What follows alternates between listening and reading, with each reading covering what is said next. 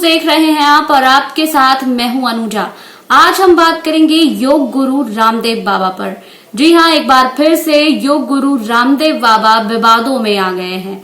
आपको बता दें, पिछले दिनों रामदेव बाबा ने एलोपैथिक डॉक्टरों पर कहा था और विवादित बयान दिया था, जिसको लेकर केंद्रीय मंत्री हर्षवर्धन ने रामदेव बाबा को कहा था कि आपको इसके लिए माफी मांगनी चाहिए। जिसके बाद रामदेव बाबा ने माफी भी मांगी और उसमें लिखा था कि मेरी मंशा जो है वो लोगों को ठेस पहुंचाने की नहीं थी। उसके बाद जो है अब ये मामला फिर से सामने आया है। फिर से सामने इसलिए आया है क्योंकि रामदेव बाबा ने 25 सवाल पूछे हैं एलोपैथिक, जिसके बाद एलोपैथिक डॉक्टर सामने आए हैं और रामदेव बाबा को खरी खोटी सुनाई है।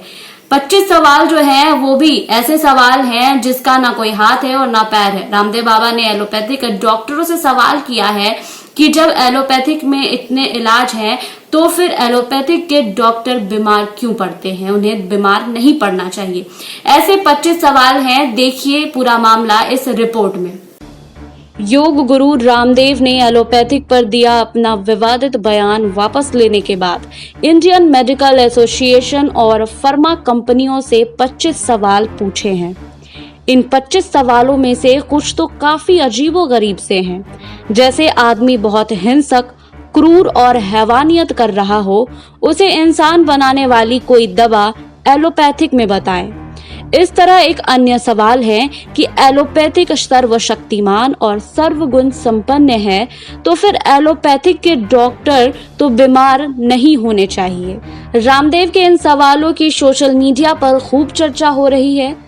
सोमवार रात इन सवालों को लेकर समाचार चैनलों पर आईएमए के सदस्य और रामदेव के बीच बहस होती भी दिखी। इससे पहले रविवार शाम केंद्रीय स्वास्थ्य मंत्री डॉक्टर हर्षवर्धन ने रामदेव को चिट्ठी लिखकर उनसे एलोपैथिक विरोधी बयान को वापस लेने को कहा था। आपको बता दें कि हर्षवर्धन ने चिट्ठी में लिखा था कि रामदेव ने अपने बयान से कोरोना योद्धाओं का निरादर कर देश भर की भावनाओं को गहरी ठेस पहुंचाई है, इसलिए उन्हें अपना आपत्तिजनक वक्तव्य वापस लेना चाहिए। उन्होंने लिखा है कि आपका ये कहना बेहद दुर्भाग्यपूर्ण है कि लाखों कोरोना मरीजों की मौत एलोपैथिक दवा खाने से हुई है। आज अगर देश में कोरोना से मृत्यु दर सिर्फ 1.13% है तो रिकवरी रेट 78% से अधिक है, तो इसके पीछे एलोपैथिक और उसके डॉक्टरों का अहम योगदान है। डॉक्टर हर्षवर्धन ने लिखा है कि मैं समझता हूं कि आपको किसी मुद्दे पर कोई भी बयान समय, काल और परिस्थिति देखकर देना चाहिए। ऐसे समय में इलाज के मौजूदा तरीकों को तमाशा बनाना न सिर्फ एलोपैथिक बल्कि उनके डॉक्टरों की क्षमता, योग्यता और उनके इरादों पर भी सवाल खड़े करता है, जो कि अनुचित है। उन्होंने लिखा था कि रामदेव ने जो स्पष्टीकरण दिया है वो लोगों की चोटिल भावनाओं पर मरहम लगाने के लिए नाकाफी है। स्वास्थ्य मंत्री ने लिखा, अपने दृष्टिकरण में सिर्फ यह कहा है कि अपनी मंशा मॉडर्न साइंस और अच्छे डॉक्टरों के खिलाफ नहीं है और आपको द्वारा दिए गए स्पष्टीकरण को पर्याप्त नहीं माना जाता है। वहीं उन्होंने लिखा था कि रामदेव का बयान डॉक्टरों का मनोबल तोड़ने और कोरोना महामारी के खिलाफ लड़ाई को कमजोर करने वाला साबित हो सकता है। हर्षवर्धन की चिट्ठी के बाद रामदेव ने अपना बयान वापस ले लिया था। रामदेव ने बयान में लिखा कि खेद प्रकट करता हूं और कहा था कि आधुनिक चिकित्सा विज्ञान और एलोपैथिक के विरोध मैं नहीं करता हूं।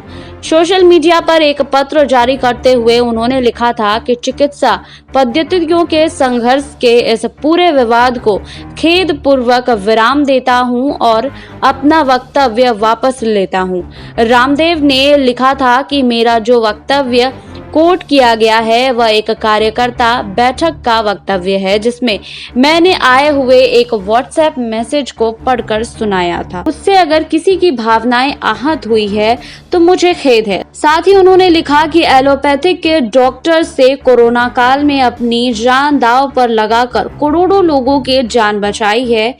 हम उसका सम्मान करते हैं। हमने भी आयुर्वेद और योग से करोड़ों लोगों की जान बचाई है, इसका भी सम्मान होना चाहिए। वहीं रामदेव ने इससे पहले इंडियन मेडिकल एसोसिएशन के योग गुरु रामदेव को उनके बयान के लिए कानूनी नोटिस भेजा गया था और कहा गया था कि रामदेव के बयानों से संस्थान की गरिमा और भरोसे को ठेस पहुंचा है। हाल ही में सोशल मीडिया पर रामदेव का एक वीडियो सर्कुलेट हो रहा था, जिसमें उन्होंने कहा था कि हाल के दिनों में कोविड-19 के मुकाबले एलोपैथिक इलाज के कारण ज्यादा लोगों की मौतें हुई है। वीडियो में वो प्लाज्मा थेरेपी के कोविड-19 के इलाज की सूची से हटाए जाने पर तंज कसते दिखे थे। वीडियो में रामदेव ने कहा था कि एलोपैथिक एक ऐसी स्टूपिड और दिवालिया साइंस है कि जो क्लोरोक्विन फेल हुआ है, फिर रेमडेसिविर फेल हुआ, फिर एंटीबायोटिक फेल हुआ, फिर एस्टेरॉइड फेल हुआ और कल प्लाज्मा थेरेपी भी फेल हो गया है। विवाद बढ़ने पर पतंजलि योग पीठ ने इस आरोप का सफाई दिया और कहा है कि जिस तरह से रामदेव का वीडियो सोशल मीडिया में सर्कुलेट किया गया है वो संदर्भ से परे है। बयान में कहा गया है कि रामदेव ने ये बातें एक निजी कार्यक्रम में कही और उस दौरान वो व्हाट्सएप पर आए कुछ मैसेजेस पढ़ रहे थे। स्वामी रामदेव ने आधुनिक विज्ञान के प्रति कभी अविश्वास जाहिर नहीं किया है। वहीं इस बीच हरियाणा सरकार ने राज्य के कोरोना मरीजों को पतंजलि आयुर्वेदिक की कोरोनिल किट बांटने का फैसला किया है। राज्य के स्वास्थ्य मंत्री अनिल विज ने इस बात की जानकारी दी है। यह फैसला उस समय लिया गया जब योग गुरु रामदेव एलोपैथिक पर टिप्पणी करने को लेकर विवादों में घिरे हुए हैं। सोमवार को अनिल विज ने कोरोनिल बांटने के लिए फैसले की जानकारी देते हुए कहा है कि इस किट की आधी कीमत पतंजलि वहन करेगी और आधी कीमत हरियाणा सरकार के कोविड रिफिल फंड से चुकाया जाएगा। वहीं रामदेव ने पिछले साल जून में उस समय आयुर्वेदिक आधारित कोरोनिल किट लॉन्च की थी जब महामारी की पहली लहर अपने चरम पर थी।